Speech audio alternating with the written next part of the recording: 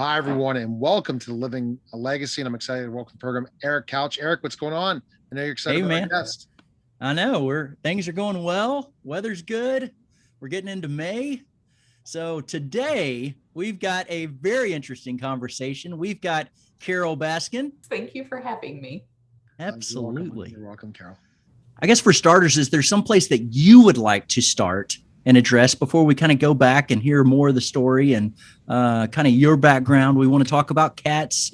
We want to talk about a lot of things, but let's start there because that's what people know, right? That's how the word got out. Well, thank you. And it was a perfect storm, I think. Oh, my goodness. Everybody's stuck at home. Mother Nature had just sent us all to our rooms for the wretched way that we were dealing with wildlife. Right. And we were all looking for somebody to blame. And 5 days later, Tiger King came out and Joe Exotic proclaimed to the entire world that everything, he didn't know about COVID yet, but if he had known about it, I think he would have said I was responsible for COVID as well. Oh, goodness gracious. Yeah. And probably. All the media said that. Yeah. So it was just, I think people were so desperate, one, to be entertained because they were scared out of their minds with COVID hitting. Yeah. And two, they were looking for somebody to blame. You know, people don't want to think about their own responsibilities as far as the mess we've gotten this planet into by not doing the things that are hard and expensive in order to ensure that we all have a life support system going forward. So I think it was an easy way for people to refocus their attention on hating somebody. And I'm really glad that I was that person because I have the inner belief that everything happens for a reason and that it's all actually for the best and leading us to a higher sense of enlightenment. Whereas I think, and I've been told by a lot of other people that if they had been in that position, they probably would have committed suicide or, just completely lost their minds during that period of time. So I'm thankful that it didn't happen to anybody that didn't have a better grip on. So being considered that you said you were the hated one in some ways, I wouldn't have thought that. It just depends, I guess, on the fan base and which side they would take. So you were able to handle that. So how could you were able to deal with that? Especially you didn't know how much of a storm it would be for the people that love you or hate you, in certain ways based on the show. Yeah, it was a real shock. I mean, when my husband and I first saw the teasers for Tiger King, we contacted the producers because we've been working with several different production films, most of them for like 5 years, and including one for Tiger King. So they were all doing these things simultaneously, and different ones had different pitches toward, animal protection. So Hidden Tiger came out after 5 years. And of course, nobody probably has ever heard of Hidden Tiger. It was an excellent film that talked about why we're losing the tiger in the wild. The Conservation Game is about how all of the big cat problems started in America with these talk show hosts taking cute little cubs onto late night shows and several others that we were working on. And so Tiger King was pitched to us as being called something called Stolen Wildlife. And the whole thing was supposed to be the Blackfish for big cats. Did you guys see Blackfish? I'm not. No, but I saw that referenced online. What was that? CNN ran it, and it was a film that showed how these orcas are taken away from their pods and forced to be kept in these little concrete swimming pools at SeaWorld and seaquariums around the world, and how these animals suffer in captivity. And as soon as people saw all of the abuse behind that industry, stock and SeaWorld absolutely plummeted. They had to change the way they were doing things. They can't take animals from the wild anymore. They can't breed animals for life in those swimming pools anymore. And because the public won't stand for it. And so we were told we were working on that for big cats all those years. And we had been providing them with all of the information about how petting cubs is actually causing the extinction of tigers in the wild. We gave them access to all of the experts that we know in the industry. And of course, told them who all the, what we call bad guys are that are out there exploiting cubs and pimping them out for pay to play sessions. And so when Netflix started pitching this thing called Tiger King, we called them up and we were like, who's doing that show? Because everybody in this industry knows who's working on what. And all of a sudden they didn't want to talk to us. And they had said Joe Exotic would be just, a very small part of this thing that would be about all of these bad actors. So we sat there like everybody else and binge watched it. And we kept thinking, at some point they're going to tell the truth here. They're going to say, Right. here, we've done this whole thing, this whole character assassination of Carol, but here's what the truth is. Because we had seen a podcast done that way the year before for Wondery. And they had gone through that same kind of a format where they went along with everything that the bad guys say about me. And then at the end, he said, here's what I found out to be true. And he's like, all these people are liars. And this is the only woman that's actually trying to end the abuse. And so we sat there through 7 episodes waiting for that day. And it was like, it didn't come. And so at the end of it, my husband and I sat there looking at each other and we were just gobsmacked and said, what a missed opportunity. They hardly talked about tigers at all as far as, what's going on with them. Exactly. Yeah, it really wasn't about tigers. It was about like in some sense, putting the fun in dysfunction. I mean, it was, it was just, yeah. I mean, from just, I don't even know how to describe it. There's so much from everything, but just, I guess the depravity of man is probably what it's about. Yeah. In a semi almost comical, but really kind of sad. Just, is this real? It's like, no, these aren't actors. Like, this is, even though at least Joe sees himself as, theatrical in everything he does, but it's just like, wow. But yes, you were painted very specifically by, Joe, and there's a specific phrase that's used regularly, by Joe. But then, they do name, huh? I said it's like become my middle name. Yeah, I'm sure it has. And I know that, on Facebook, there was some Tiger King memes that literally I looked one day and it was started. And I want to say like 3 days later, it had over 100,000. And then it was like, it seemed like 1 million. And I was like, oh my goodness, this thing it's everywhere.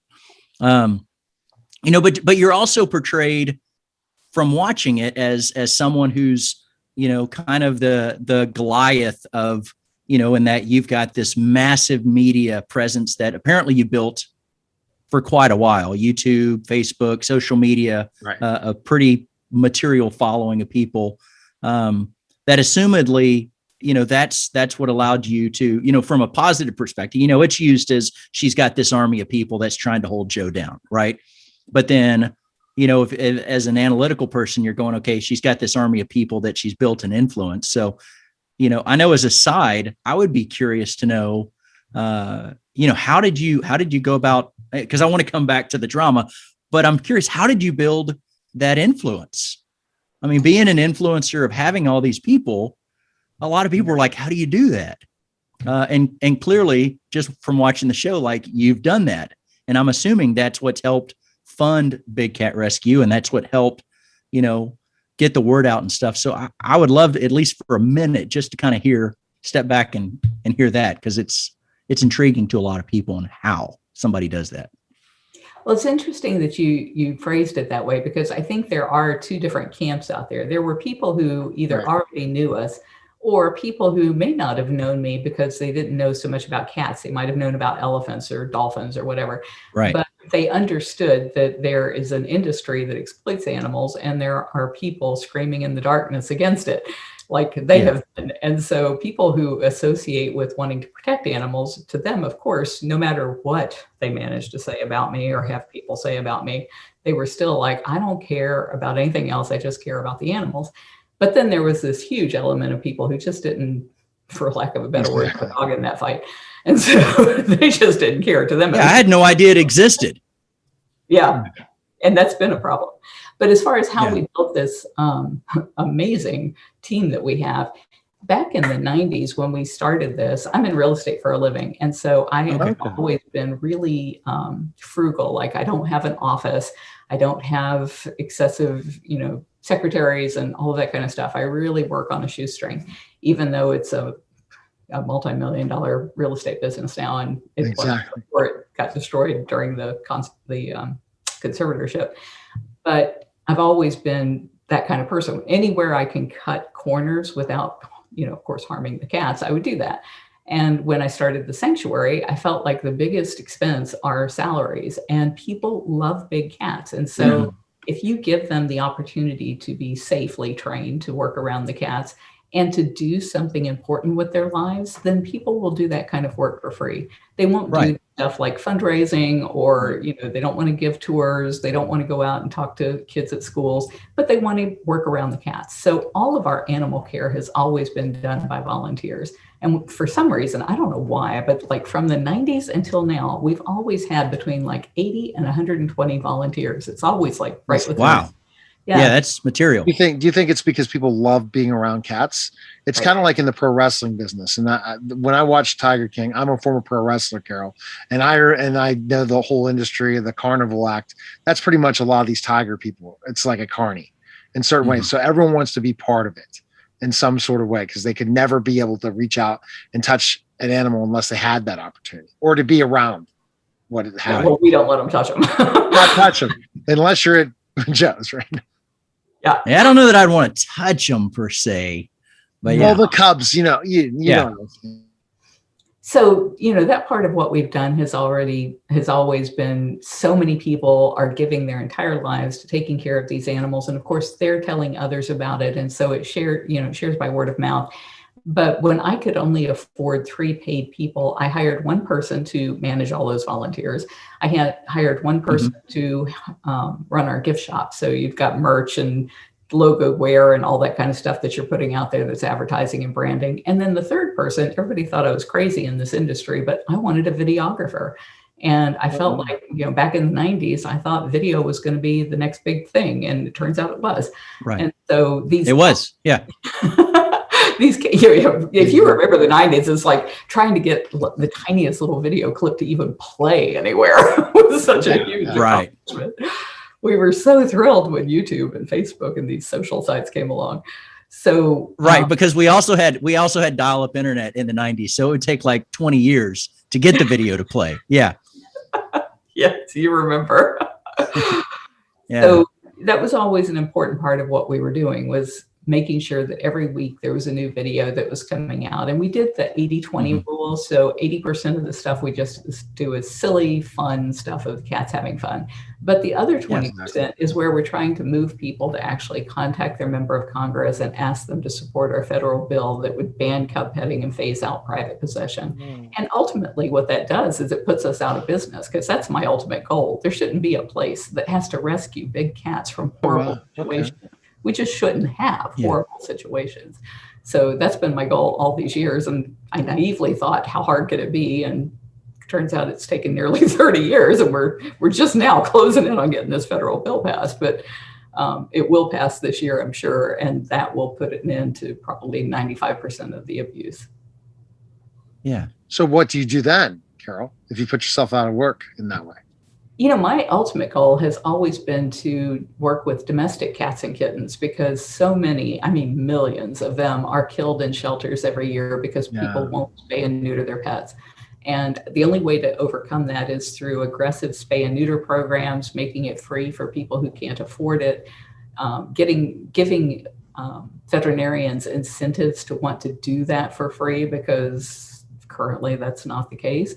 And we could bring that number down to where every pet had a home. And that's what I really want to do. But I got to take care of this big cat thing before I can get back to what I really set out to do.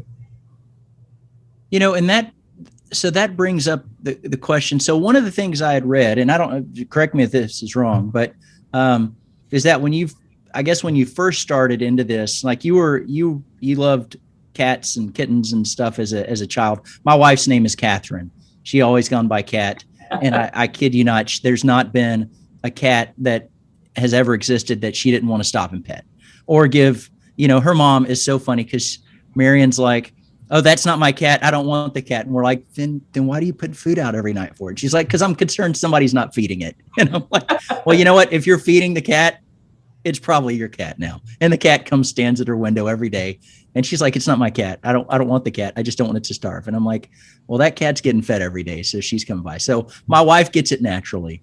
But what I had read was that when you first started, that it said that you actually raised cubs and that y'all were selling them. Is that correct at some point? It was. We never bred lions or tigers.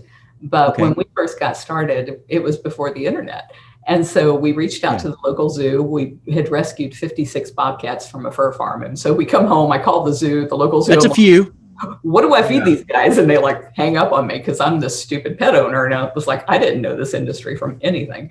Yeah. And so the only people I could get advice from were the breeders and dealers. And they were saying these are, rare endangered animals. Some of the cats that we had they were ocelots and caracals and probably cats you've never heard of. And so they said, you need to breed these for future generations. And the zoos are doing a lousy job of it. And so we did breed from about 95, I think 94, 95 to 97. And we stopped breeding in 1997 because the internet came along. And I started going to the Association of Zoo and Aquariums. It's like a trade show for the big accredited zoos. Mm-hmm. And what I found out is none of these cats that are in private ownership have a pedigree, so that you can't put them back into the wild because you don't know where they came from. And they're all crossbred and inbred. And so there's no conservation value at all to them. And so I started spaying and neutering them as fast as I could. We had a couple. So you thought you were doing a good thing. And the reality is it's not helping if you try to put them back in with the others because they've been inbred so much. Is that right? Well, yeah, and it's illegal. So it's illegal to release a cat who has been born in a cage to the wild. There's only been two test programs. One is in Spain with the Spanish lynx that has gone extinct in their area. But when they breed those cats, they're raised by their mothers. They're never around people. They control them with they watch them with remote controlled cameras, just like we do with our rehab cats. We never handle them or go near them. We dress up like trees if we have to go out there to the area where they are, because you don't want them to imprint on people. Whereas all these people in Tiger King, the only reason they're breeding cats is because people will pay to pet them. Those cats are never serving any conservation value. They're never going back to the wild. So it's illegal to release a captive bred cat except for that Spanish lynx program. And there was once, and we were involved in it back in the 90s, a program for ocelots, because ocelots used to be in the US. But we've hunted them to extinction. And so the zoos said, we got these ocelots. How about we breed them? We release them into what they call a soft release area so that those mothers then raise their kittens that are then released completely out to the wild. So we wanted to be a part of that. And what they found very quickly was that these cats have instinctual, regional instincts. And so the cats that were in zoos all came from Central and South America. They were releasing them into the US. In Central and South America, ocelots eat snakes. In Texas, where they released them, those were rattlesnakes, and it wiped out the entire population right away. And so there's never of rattlesnakes or ocelots? The ocelots. the rattlesnakes won because the ocelots thought, food. Grass snake. Those look tasty. Yeah. So that showed that you just cannot release these animals back to the wild if you don't know their regional history. Right. And so that's when we stopped breeding the cats. We had a couple of accidents with cats that were like 18 years old. They usually only live to be 12 in most zoos and in the wild.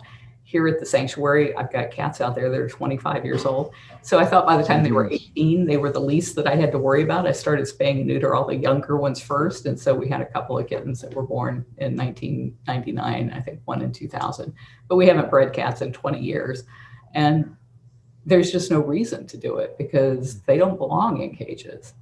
Yeah. How tough is that for them to be in cages, especially when they're used to just, I'm sure. Yeah. I mean, all of these cats were born in captivity. And I think Joe, even in Tiger King, said something about, if you were born crippled, would you ever miss walking? And it was like, what a stupid thing to say. Of course.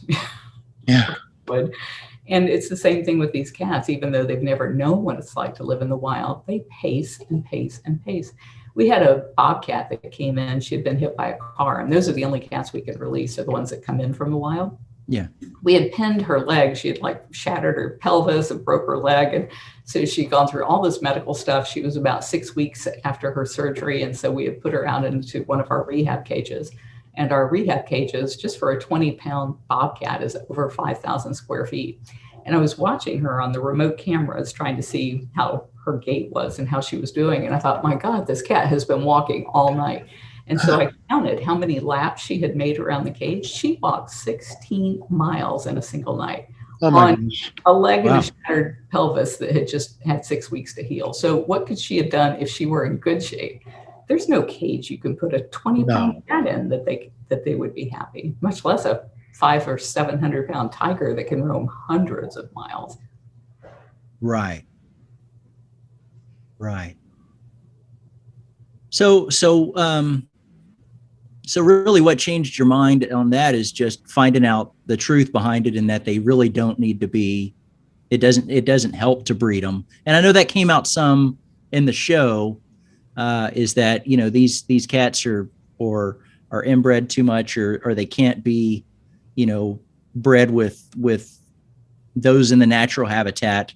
And that, so I think they had said there's a bunch of them that, you know, they've been mixed with other different varieties of cats anymore, that they're not even a specific or recognizable. Like, you can't say they're a blank big cat or they're a this, right? You can't say that they're a tiger, or I'm sure there's, you know, my vocabulary in this is like a crayon is a crayon, and you're like, no, there's red crayons and blue and yellow, and it's the same with tigers. I'm sure. I just don't know, you know, I'm ignorant, so I don't know what all that. But is that accurate in that they weren't any particular type anymore because of all the breeding that had gone on, and ultimately it was realizing that, I don't want to put words in your mouth, I'm just asking.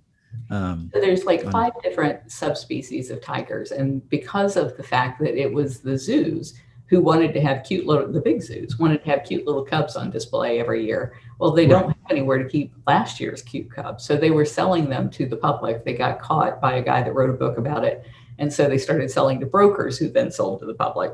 Oh, the zoos were selling them. Oh, wow. Yeah, that's how they ended up in private hands here in the U.S. They came from the zoos, and the zoos wanted to separate themselves from that as much as they could. So they would never say when they sold it, it's a Sumatran tiger, it's a Javan tiger, it's a Bengal tiger, because they didn't want that thing being traced back to them. So when these people get these tigers, they start breeding them to each other. Now they've got this mix of all these different subspecies. But 2 things happened. One, Siegfried and Roy made it very popular for people to breed white tigers. Right. And the only way you get white tigers is through very severe inbreeding, like brother to sister, father to daughter. Oh, no. And it always comes with birth defects. And the worst, well, not the worst, but the most common is that every cat that has a white coat has the gene that maps their optic nerve to the wrong side of their brain. So they're all cross-eyed, whether they look cross-eyed or not, their vision's bad. That's why they use them in these shows, because they get them up on a stool and that cat does not want to take a swing at you or try to jump down off that stool because it can't see. And Really? Yeah. So that's, you know, people were breeding these white tigers like crazy, to the point where they were actually being born dead from all of the inbreeding. Oh, no. So the big zoos decided, since that's happening and people really want to see these white tigers, what we're going to do is crossbreed between the different species to try and generate some white cubs that survive. And as a result, there's not one purebred Bengal tiger left in the United States, because all of the zoos were complicit in that. And we fought against it for years. And finally, I think it was until 2011 that the zoos finally came out and said, we're not going to breed white tigers anymore. Get this up. This is inbreeding. People hate this. We're going to stop. But the private sector continued to do it because people just go gaga over it. And then the other thing that you're talking about is actually breeding lions and tigers to each other. And the reason they did that was because there were endangered species laws that would protect tigers under certain circumstances, but they didn't protect hybrids. And so the people who were exploiting these cats didn't want any government oversight. And by crossbreeding and creating ligers or tigons, which was just depending on which is the father, a lion or a tiger, then they thought they were escaping the Endangered Species Act. But since then, the government has determined, in fact, today, Jeff Lowe is having all of his hybrids seized by the government because it said these are indeed protected, because there's some part of them that is a tiger or a lion, which are both protected cats. Today? Just this morning. Really? So that's just news right now. I know. You heard it here first, unless you've been on Google. No, yeah. but she's done a lot of interviews today, so who knows? Yeah. This is first we talked about it. Yeah. Okay, there you go, Eric. Well, we just been up there a week ago flying drones over his property because the neighbor had said some of the cats were disappearing. So we've been putting pressure on the government to get in there and do something. So I was really happy to see that happen today. So are places, and I don't know if actually Jeff Lowe's place is probably an hour and a half from my house. So I'm in North Texas. So I know I could drive there. I don't know how, maybe it's 2 hours. I don't know. Never been there. They're kind of busy right now.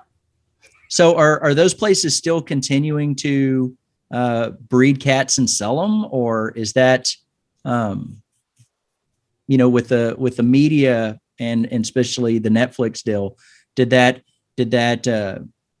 increase the amount of people looking for them, or is that decrease, or is it the same, or what kind of impact has had just in the last year, I guess? I don't really know. I can only go anecdotally, but as far as Jeff Lowe goes, he lost his license back in August. Okay. So without a license, he's not allowed to buy or sell or even exhibit the animals. And the Department of Justice is now suing him along with USDA and PETA because he has apparently violated that. And part of what they were doing, they went in a few weeks ago and they took all of the tigers who were pregnant, or not pregnant, but all of the tigers who had just been born, because there was evidence that they said these animals were not being fed properly and they were ending up with all of these metabolic bone diseases. So they took the cubs and all of the mothers, even though the mothers had been separated, just so that he wouldn't breed the mothers again. And then today went in and took out the hybrids. So hopefully they'll get all of the cats out of there because of the fact that he's not allowed to be breeding or selling or doing any of that.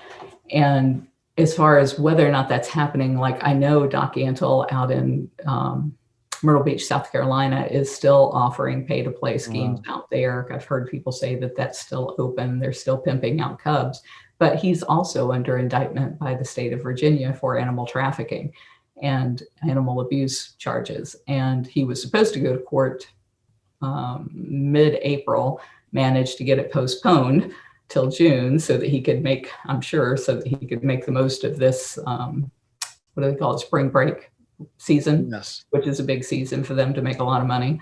Yeah. So sadly, I think these people know how to work the system and to delay justice for as long as they possibly can wring every dollar that they can out of these babies.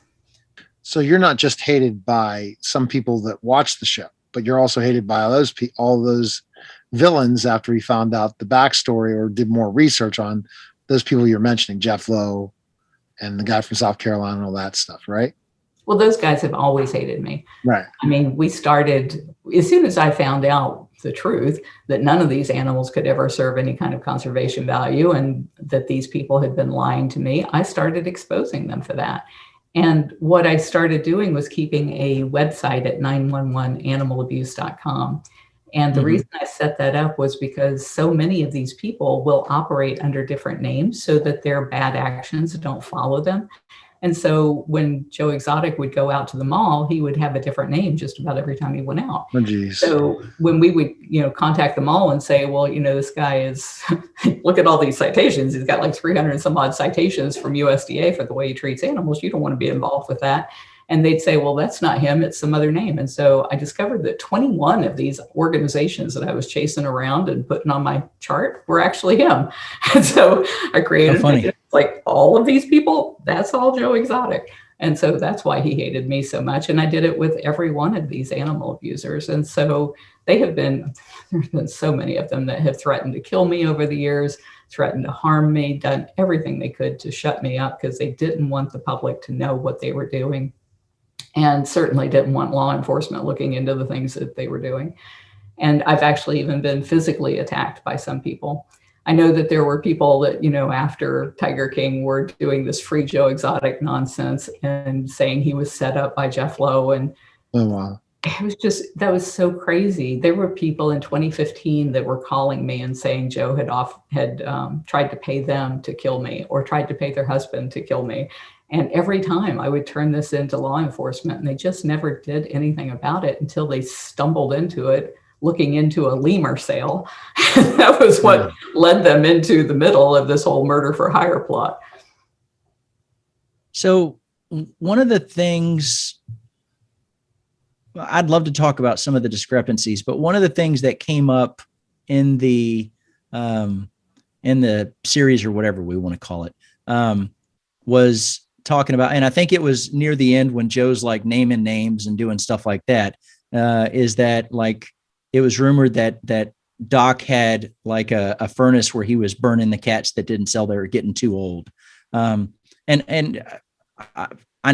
guessing you haven't been to Doc's and you're not going to talk about that even if you did, but is that, I mean, is there truth that not so much about him, but just that those are out there, and that is like, is that a common practice for places that are breeding them once they get too big, or is there evidence that that's happened regardless of one person, but within that industry?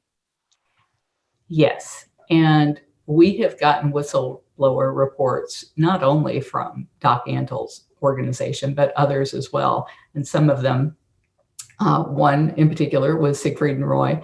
And I cannot verify these reports, but that's what these people were saying, is they would use the cubs for as long as they could, and then they would use chloroform to knock the cubs out and incinerate them while they were alive. And that has just been this persistent intel that keeps coming in about these different places around the world actually.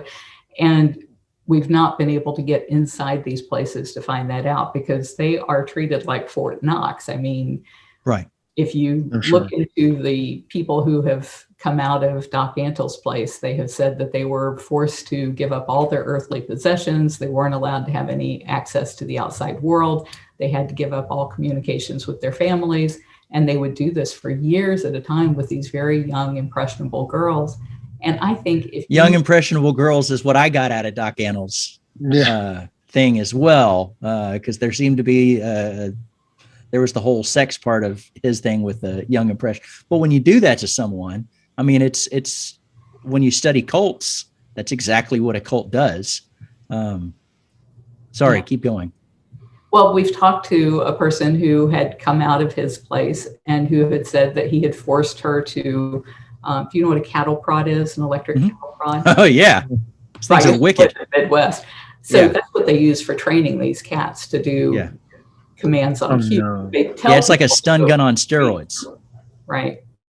Say the end of a stick. They do it with treats, and so that's what you see them doing when they're on stage. But you'll always notice that they've got something in their back pocket that looks like one of those short shot charge. I forget what you call it. Cattle prods. So the cat thinks that they still have one, and that's why the cat's behaving, not because it's getting some little treat.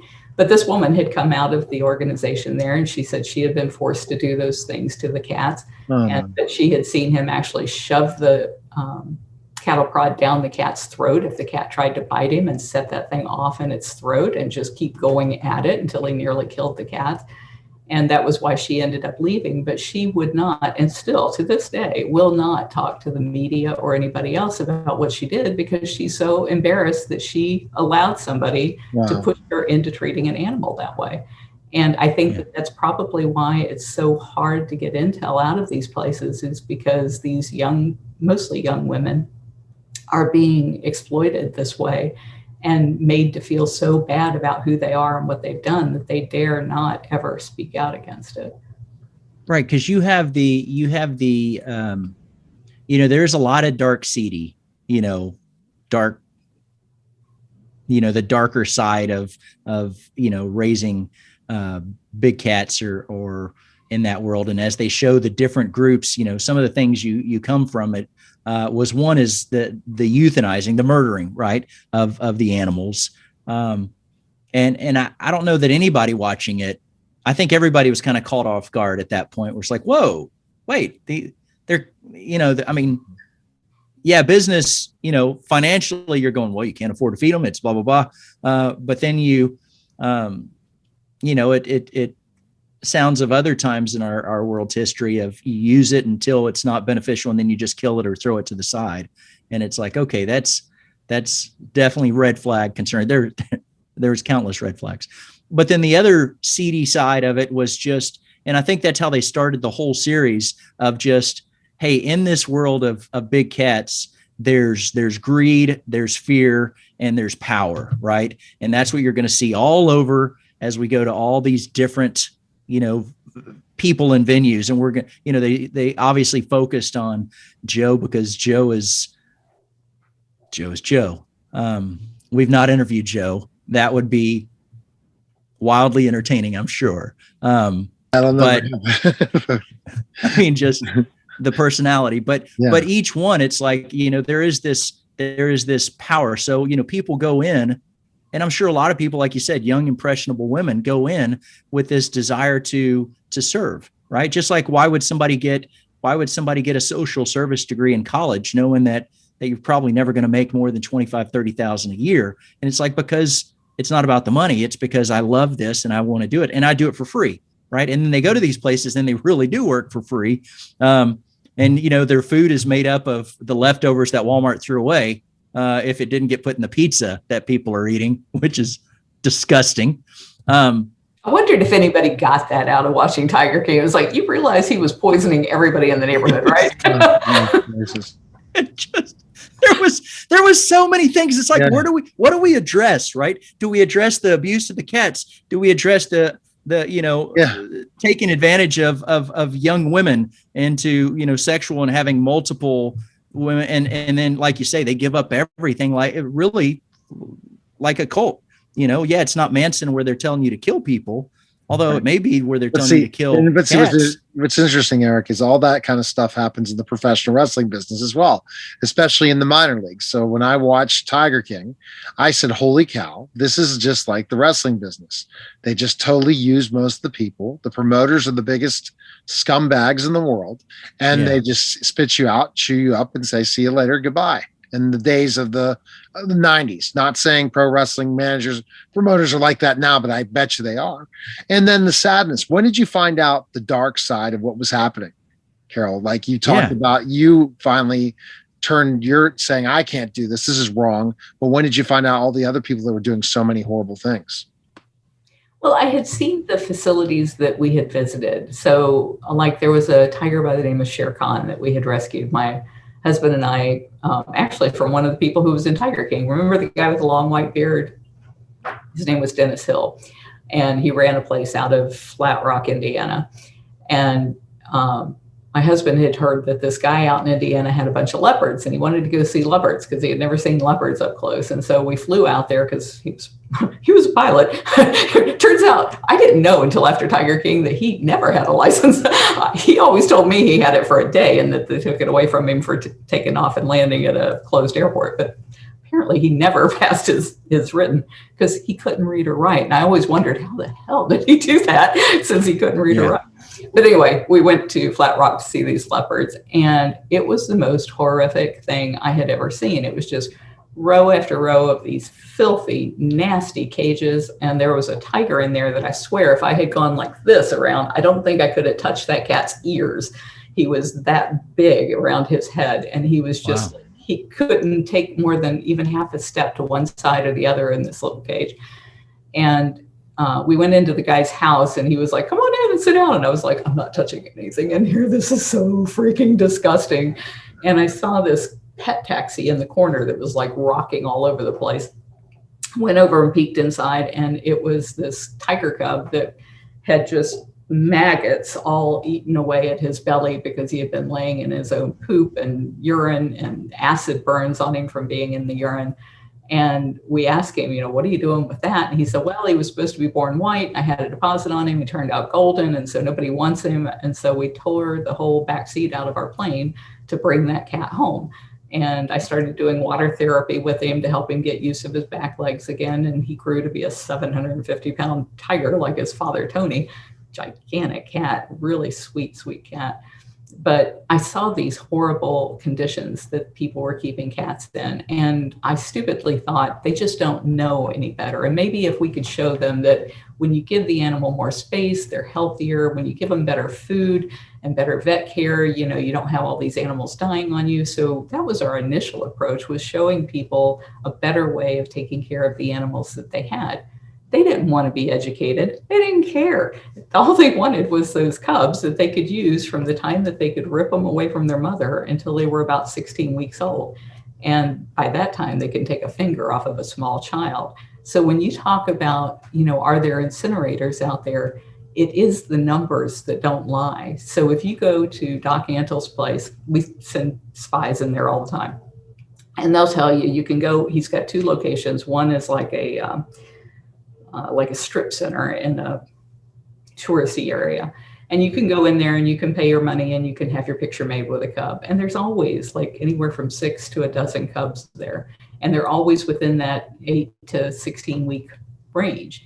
Well, Right. if you run a business year round, and I think he's closed for the winter, but the rest of the time he's open, he's always got cubs there. And yet his census with USDA goes up by 2 cats a year, 4 cats a year.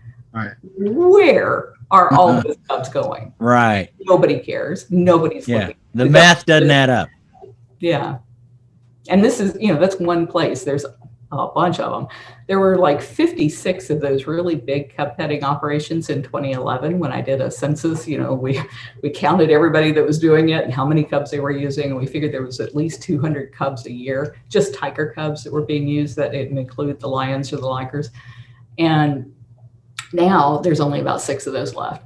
So as states have passed bans and partial bans, and as some people have seen the handwriting on the wall that our federal bill is going to pass this year, they've been getting out of that industry. But there's still a few left, and I'm not going to stop until they're all done.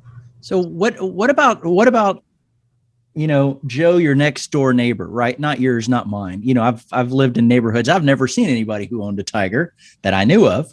I'm guessing they've got big property or something, or they're out in the country or out in the sticks or wherever they happen to be, because you're not going to have it like walking down the street in the suburbs. But you know, Actually, what do you? San Antonio, that's happened like 3 times this year. Yeah, hopefully not. Really? Changing my pants if that happens and I walk outside. I'm not expecting it.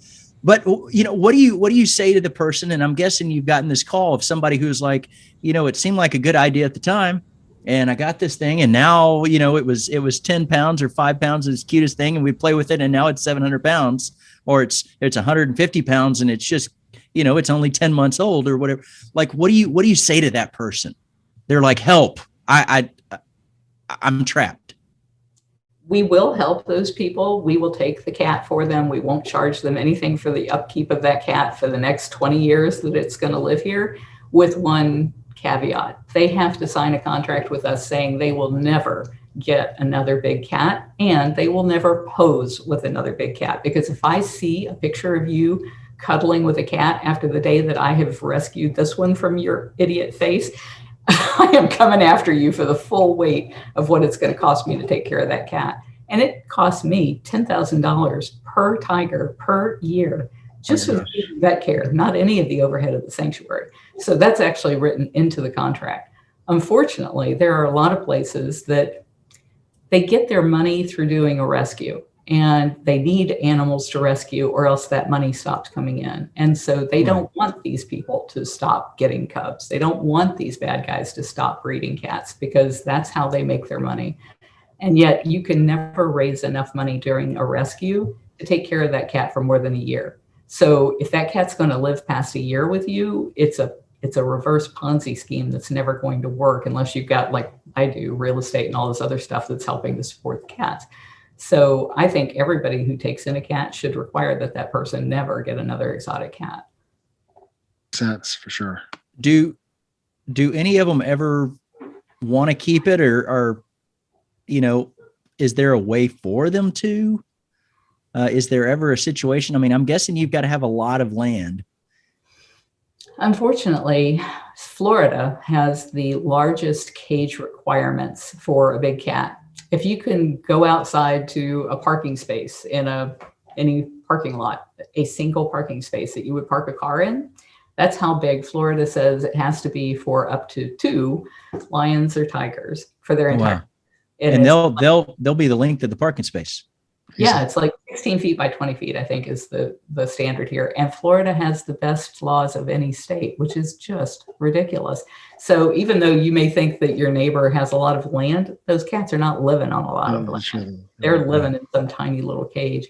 And, people don't know when those cats are next door. We had, at our peak, we had 200 cats here in Tampa. We have about 50 now. We had a bunch in the early days because we had taken in so many from fur farms at one time.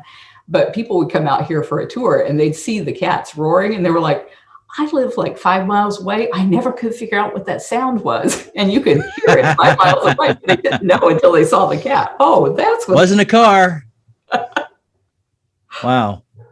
So what's the problem with, I've got a handful of questions that have kind of come up as we've talked, but first was, what's the issue with somebody wanting to take a picture next to a cute, cuddly kitten? I mean, it sounds fun. I would want to do it given the chance. So what's the problem with that? This is the hardest thing for people to wrap their head around. And I actually had a explainer video cartoon created to make this as simple as I possibly could. It's over at cubtruth.com. But essentially, here's the deal. So when people want to pet a cub, they have to keep replacing those cubs every 2 months or so. And that creates all of these cubs that are now ending up being, supply and demand. Well, they're actually being dumped after they can't be used. Once they're 16 weeks old, they're either being killed, like we believe they're being killed and incinerated alive. Exactly. Sleeping, and nobody would pay to pet a cub if they knew that was going to be right. Never. Or they're being given away when they get to be big enough that they can't be used. And that's when people get them as pets. Most of the people that have them as pets didn't pay anything for them. They were just like, oh, wow, it's a free tiger. It's like, I'll take one. And then it's like 700 pounds. What do we do with this thing? Oh, my God. And it's always like that. They have a great pet and they show off with it until it's about 1.5 years old and it's, 200 pounds. So all of these cats end up out there in the private ownership. Those cats end up in the illegal trade for their teeth and their claws and their skins and their bones. There's something called tiger bone wine, and they actually use bones from lions and tigers and jaguars because you can't tell once it's been skinned what it is. But it's a luxury product in Asian markets, and it's illegal. But because of the fact that if you get caught with any of those products, you can just say, it was my pet tiger. Nobody can do it. Goodness. But if there were a law against you drinking wine from your pet tiger seems a little dysfunctional. Well, so does hanging their skin on the wall. I don't know anybody that does that with their dog or their cat. Yeah, I don't know if they do that with their own pets, though. Yeah, I don't know. Weird. Okay. But if there's a law against having a lion or a tiger as a pet and you get caught with those items, then there's, jail time and there's substantial fines, and it stops that industry. Now, if you think about the fact that it's going to take $10,000 a year to raise a tiger up to a full size, probably 4 or 5 year old cat. Now you got $50,000 invested in this cat that's worth about $60,000 for its parts. If you shoot a tiger in the wild, how much is a bullet? It's so much. It used to not be as much, but yeah, still way cheaper than, $2. Yeah. And so if you grow that market, just like if you grow the auto market and more people can afford cars, there's always going to be people that want that premium product, the BMW, the Lamborghini, whatever they consider the premium. It's the same thing with the products from the tigers. They want the most virile cats. They want the wild tiger, not the cage-raised, inbred, crossbred cat. So it puts increasing pressure on the cats in the wild. So it's really hard for people to understand, if I'm petting this cute little cub, how that's killing the tiger in the wild. And that's why we made this cartoon to explain it to them, because it's just not, well, it doesn't make sense, right? You're thinking it's just cute. Like when I'm walking down the trail and the guy's got his dogs with him, like we stop and we're like, can we pet them? And we, you get down and you pet them and you say hi, and mine are like through the wall. It's like, this is a term of endearment. So why wouldn't I want to pet, this cat? Because I've never pet, a tiger or lion before. But it makes sense that when you do that, I guess and part of the reason I asked the question is, when we went to, when we've gone to Canada and other places like that, if you're out and about and they'll tell you, as you're entering the town, it's like, hey, don't feed the bears, don't touch the bears. And I'm like, wait, feed the bears? That sounds fun. And you hear back, in the 50s at Yellowstone, they did feed the bears, and it's like Yogi Bear and Yellowstone, Jellystone. And it's like they would literally feed the animals from their vehicles. Right. But they're like, you can't do that now. And I was like, why not? And then I find out, hey, if you feed a bear, the city has to kill the bear. Euthanize it is the term they use, because people don't understand what euthanize means, but it means kill it. Right. And it's like, if you feed the bear, they have to kill it. And I'm like, whoa, why would you kill a bear just because they got into your food or something? It's like, because they'll come back. And then, for one, somebody could get injured, but also it's teaching them. And there's all this stuff that if you're not familiar with it, it's like, what's the big deal?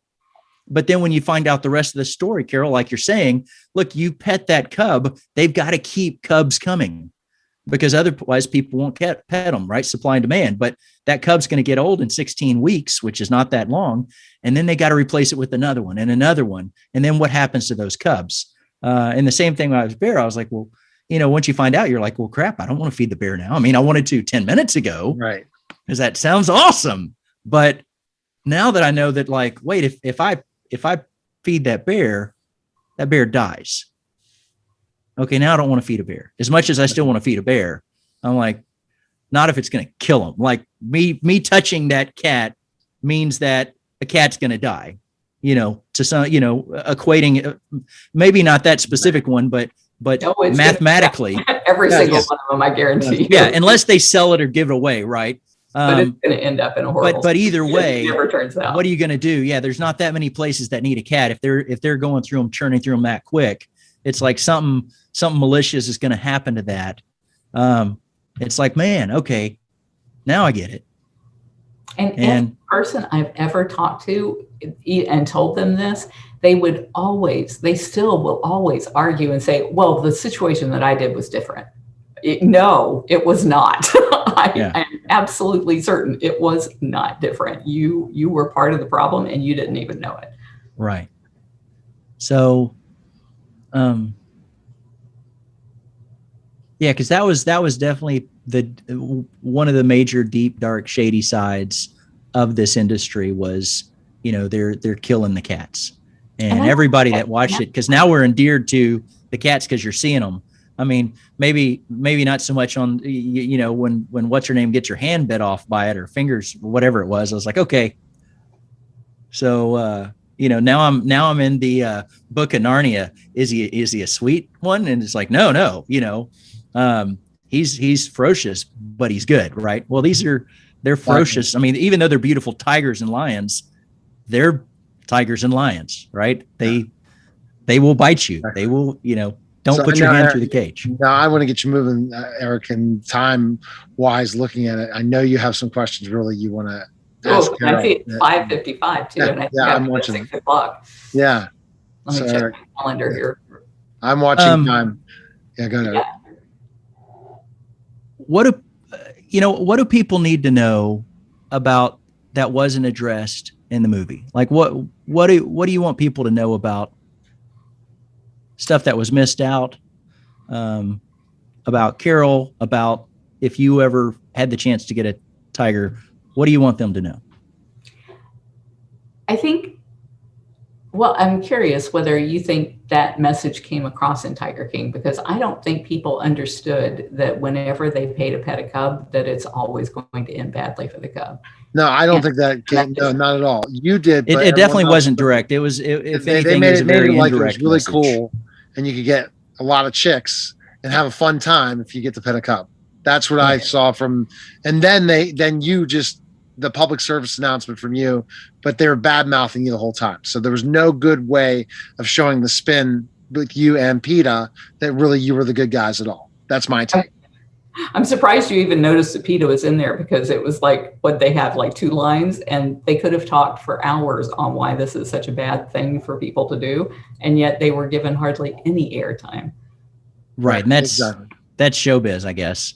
But yeah, back to that question. What would you, just to summarize on any of those things, what was missing? What would you like to say? Because I know we're out of time. I actually had created a website at bigcatrescue.org/Netflix, because what you just said, Neil, I thought was interesting is they would let me say the contrary thing to what all of these men were saying, but they would have me say something and then they'd have all 5 of them say, she's wrong, she's wrong, she's wrong, she's wrong. And so the viewers left with, oh, well, they're all saying she's wrong, she must be wrong. Yeah. And if you go through, like I did, minute by minute through the entire Tiger King, I address, here's what you were seeing on the screen, but here's the evidence that I produced for those producers so that they knew better than to say the things they did or to give air to the things that they did, like the septic tank and the grinder and all of that kind of craziness. Yeah. Talking about how I had married a millionaire and had been a home wrecker and had cheated his children and all. Yeah, that you're a murderer. I'm just being. I mean, that's what. I know we didn't even get a chance to go there. I lost track of time, Eric, as a radio guy that does so many interviews, I'll cut to the chase. They thought you were a murderer. That's if you watched the show and didn't watch the next episodes after, meaning the ones during the pandemic, to kind of tell the true story. If you didn't really pay attention, which 90% of this country doesn't, in the world, they think that you killed your husband. Yeah. And that's why I went through minute by minute and said, here's all the evidence that they had that would have made you think differently if you had been given the opportunity to see it or read it or learn it for yourself. But you didn't get to see that because that wasn't the narrative that they wanted to pitch. And so it would take me hours to go through all of that, but people can go to bigcatrescue.org/Netflix if they want and sit there minute through minute and see what the real truth was. No, that's cool because that answers it. Yeah. And then very final, ours is living a legacy, right? It's how celebrities and amazing people use their impact to influence the world around them. And I think your legacy is clear in that you're trying to be an advocate, a voice to protecting big cats. The question I like to ask everybody is, as you're living your legacy, what do you want to be your legacy? How do you want to be remembered? What I want to come of this, I don't care what people think about me, but what I want to come of this is for zoos to adopt a different way of teaching people about animals. I think that's the last stronghold. People already realize we shouldn't be turning these cats into goats. We shouldn't be having them in circus acts. We shouldn't have them in backyards and basements.